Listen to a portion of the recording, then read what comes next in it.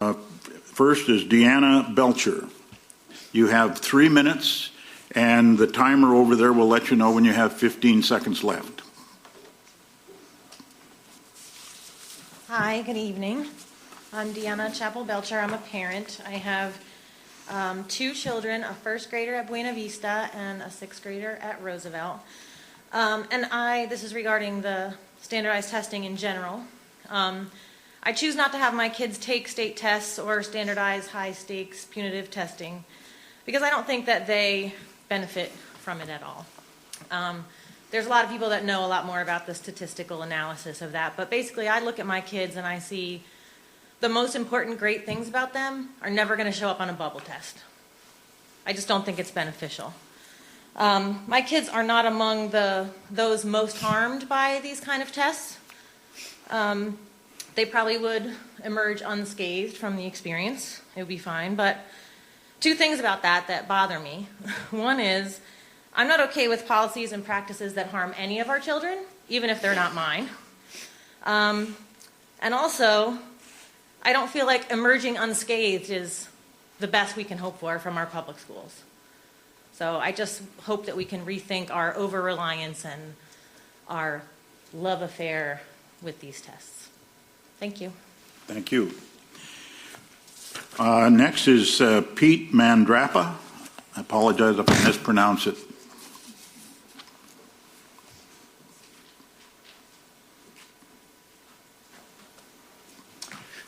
Yeah, my name is Pete Mandrappa, and I've worked at 4J different capacities since 1978. That kind of dates me. I worked as a middle school teacher. I worked as an English as a second language teacher. I worked also as a teacher on special assignment for multicultural education. And I've seen lots of programs come and go. In the last 15 years or so, I've seen the move towards more and more reliance on standardized tests. When I started teaching in 4J in the late 70s, early 80s, Eugene was considered a jewel in the state of Oregon in public education as a district.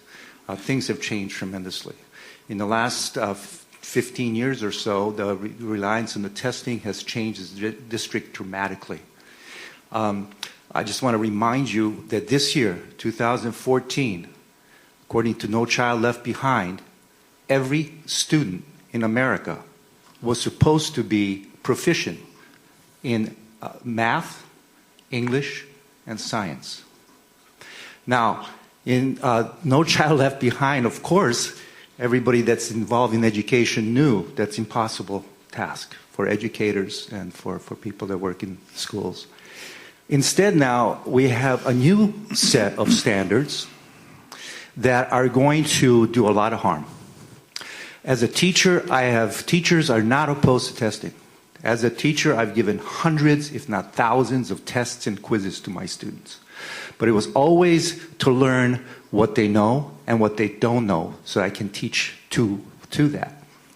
Now, they're going to be facing tests this spring where we're expecting 70% of our kids to not be proficient in reading.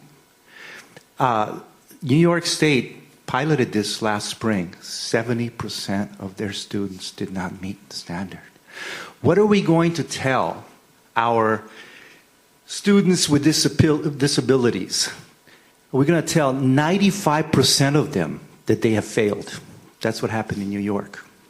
How are you going to tell a child that's learning English as a second language that 97 of every 100 kids in our districts that's an ELL student is going to fail? How are you going to do that as a school board and as a superintendent? And also, how are you going to tell when we're working on the achievement gap, that 80% of Hispanic and African American students are going to fail this test in the spring? You as a board and as a superintendent need to figure that out because you're in charge. So, good luck. Thank you. Next speaker, Larry Lewin.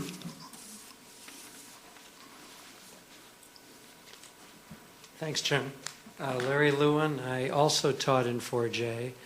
I won't date myself, but I taught in the district for 20 years. And I also served as the district's language arts TOSA. That's when 4J had enough funding to hire classroom teachers to do curriculum work. I was the language arts TOSA, teacher on special assignment. My office was right down the hall here in the instruction department. I'm now a grandparent of two 4J students. I'm also a member of CAPE, the Community Alliance for Public Education. And I'm here to ask the board to respect district families who decide that the Smarter Balance test scheduled this spring may not be the best way to assess students. I've gone to the 4J website and I can't find anything on the website that talks about options for parents who don't think this is the best way to go. I couldn't find it. Maybe it's there, but I'm hoping for more transparency on that. When I taught school, elementary school in 4J and middle school, I assessed my students. In fact, teachers invented testing. We know how to do it. It's connected to the classroom, and it gives us information we can use. Standardized tests are far removed from the classroom, and it's getting out of hand. The amount of time that teachers are going to be expected to administer this test is very questionable. So I urge you to think about alternative forms of assessment. And when I was in the district, the instruction department had an assessment cadre. Maybe some of you remember the name Martha Harris. She was a coordinator. Betty Shoemaker, a curriculum coordinator. They had a cadre of teachers and administrators, and we looked at alternative ways of assessment, classroom-based performance assessment. There's concern about these standardized tests, and the representative from IHS laid that out. I urge the board to listen about these concerns, and maybe 4J could become a leader in an alternative way to do it that really gives the teachers and parents and kids proper feedback. Thank you.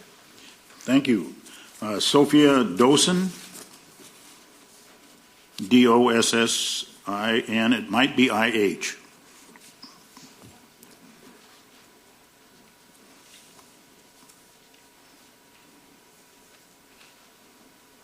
Hi, my name is Sophia Dosin, and I'm IHS Student President. I'd like to share with you some information I find striking about the Smarter Balance test. The fact that $55 million will be expected to be spent on the test, where students like myself, who find ourselves in classes of over 50 students each day, are rather disappointed that this is how the state decides to spend money in our education. I'd also like to share that Steve Buell, Portland school board member, called this test detrimental to student learning. However, I'm here to offer the perspective of an IHS student and how this test might affect our community. First, I believe this puts unnecessary stress not only on the system, but on the students. When I explained this test to fellow students, they were mortified. The first question that came to their minds was, has school become a stress survival test? Not only must we prepare for SAT, ACT, IB, and AP exams, but we have to take time, our learning time, to learn how to take yet another test. Has this become the priority of the American education system? Has exam preparation finally overridden the importance of education itself? Second, many students seem to believe that this test fails to uphold its own values. The Common Core's goal is to close the achievement gap and increase the depth of knowledge. However, as Hannah mentioned, that by decreasing the achievement gap, this could potentially pull back excelling students. And secondly, by increasing the depth of knowledge, many fear that this could decrease the scope of topics that can be taught, and we could lose sight of the big picture.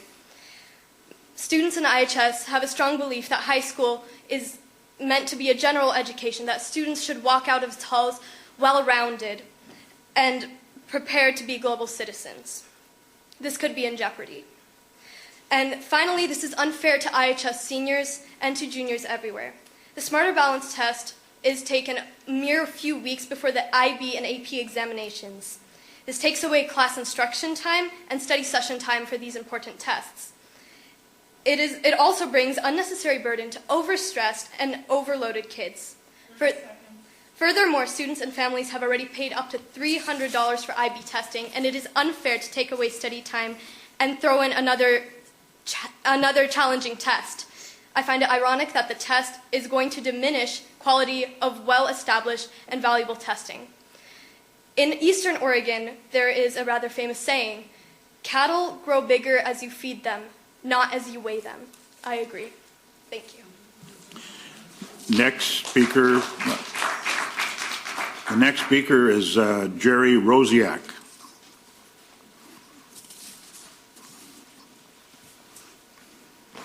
Hello, thank you for your service. My name is Jerry Rosick.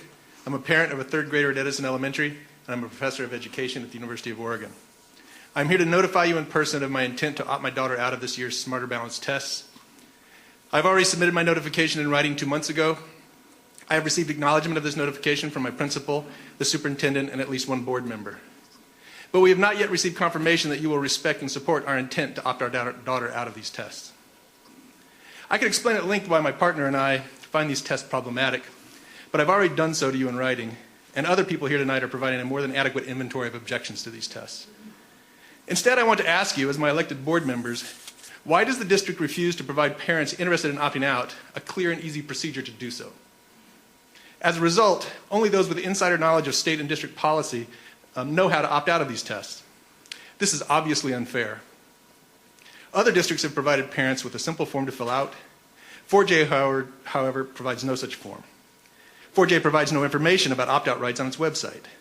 When asked, 4J administrators either fail to return emails and phone calls or provide deflections, usually claiming they are waiting for further information or direction from unspecified sources. Even the superintendent and school board members have engaged in these vague deflections. This appears to be passive obstruction. And my question is, why are you trying to prevent parents from becoming informed about opt-out rights, and why are you trying to prevent them from exercising these rights? Do you think you know better than these parents what is best for their children? More pointedly, do you feel entitled to force these tests on my daughter against my express and informed objections? I sincerely hope this is not the case, but if some of you do hold these opinions, you are not entitled to do these things. The Oregon Test Administration Manual, page 41, states, quote, "Parents may request that their student be exempted from state testing based on either disability or religion. OAR 581-022-1910 allows school districts to excuse students from a state-required program or learning activity, including state testing, to accommodate a student's disabilities or religious beliefs." Past precedent in 4J has been to interpret religious belief broadly to include any principled belief or values. In past years, there have been many parents in 4J opting their children out of standardized tests based on the principled belief that the tests are not in the best interest of their child or of children in general. Why would the district change this inclusive and respectful practice now? More generally, the First Amendment of the United States Constitution states that government agencies, quote, "shall make no law respecting an establishment of religion." The Supreme Court of the United States has interpreted the definition of religion broadly to include almost any set of principled beliefs, and has applied this guarantee of religious freedom to public schools. I shouldn't have to make these citations. As concerned parents, we should not have to lawyer up to exercise basic and well-established rights to have a say in how our children are educated. It would be best for all concerned, we believe, if the district would take a welcoming stance toward parents' interest in exercising their right to opt out of standardized tests and see it as a potentially beneficial exercise of democratic freedom. Thank you. And the last speaker is Roscoe Karen.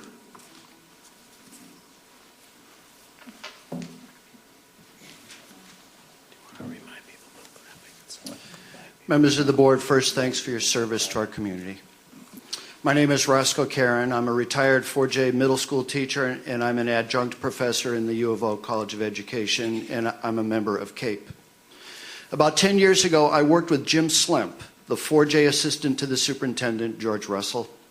I worked with Jim Slemp along with other members of the EEA Human and Civil Rights Committee and also longtime CALC member Carol Van Houten. We were working on developing 4J policies and procedures to facilitate a portion of the No Child Left Behind law. The Bush administration's signature education law greatly increased the use of high-stakes standardized tests. The law also contained a provision that mandated that high schools make available to military recruiters the personal contact information of any of its students. There were numerous stories of students, especially from lower income schools, being called at home by persistent military recruiters 2, 3, 4 times a week. However, the No Child Left Behind law also contained a provision for students and families to opt out of releasing their personal information to the recruiters. So we worked with Jim to facilitate access to the right to opt out that was enshrined in the law. We crafted a very easy to understand one-page handout that explained clearly what the family and student rights were. The handout was translated into Spanish and printed on brightly colored paper. Jim worked with other 4J administrators to develop the policies and procedures that would be put in place. High school office staff and administrators would be educated in the opt-out provision as a legitimate legal right. Office staff would be directed to have the opt-out explanation flyers included with all the other scheduling information. No 4J school personnel would be allowed to discourage parents or students from understanding or exercising their legal rights.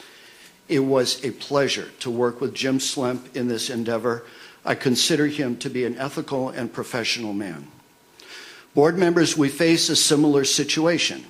There is a legal provision that allows parents and students to opt out of standardized tests. The current 4J practice in terms of the legal right to opt out appears to be a mix of ignoring and obfuscating. Opt-out questions at public forums have been answered in sometimes muddled, sometimes disapproving or intimidating ways, but not in clearly articulated, helpful, and appropriately neutral ways.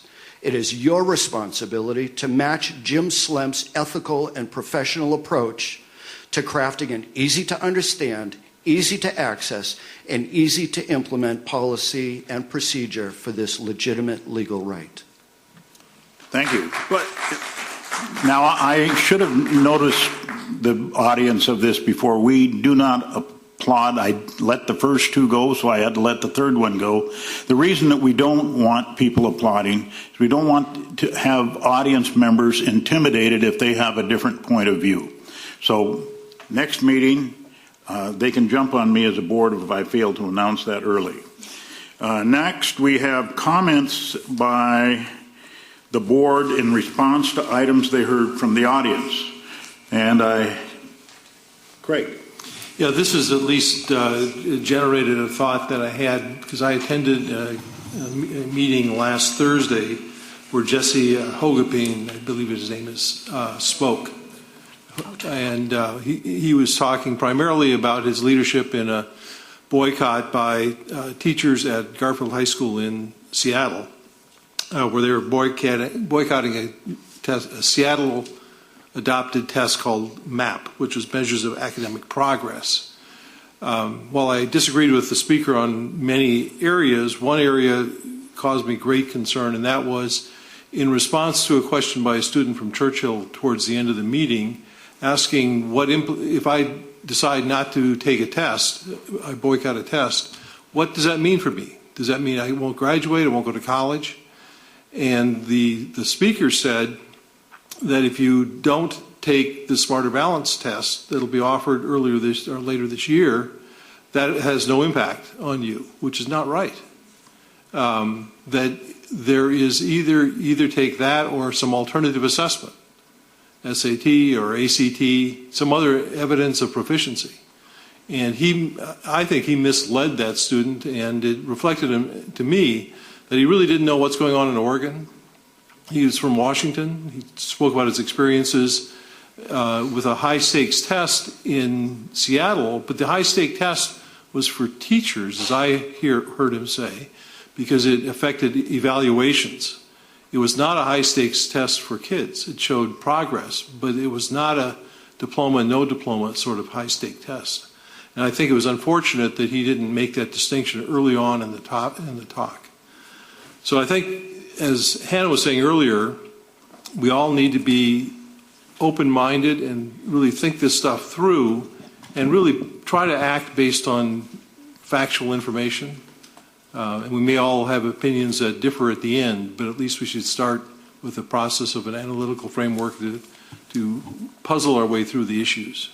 That's it. Jennifer? Carla, you had your light on. Did you like to speak? Go ahead and push the button. And then, Jennifer, I'll call on you. Sorry, Jennifer. First of all, I would just like to say thank you for all the teachers and parents and everybody that came out tonight, because this is a serious issue. And as a student, first of all, the student that came in to speak here, that was completely amazing. I was speechless. I would never be able to do that, but standardized testing is probably like the most scariest thing of high school. And it's so sad that we have to focus on that it's just standardized testing that we're afraid of.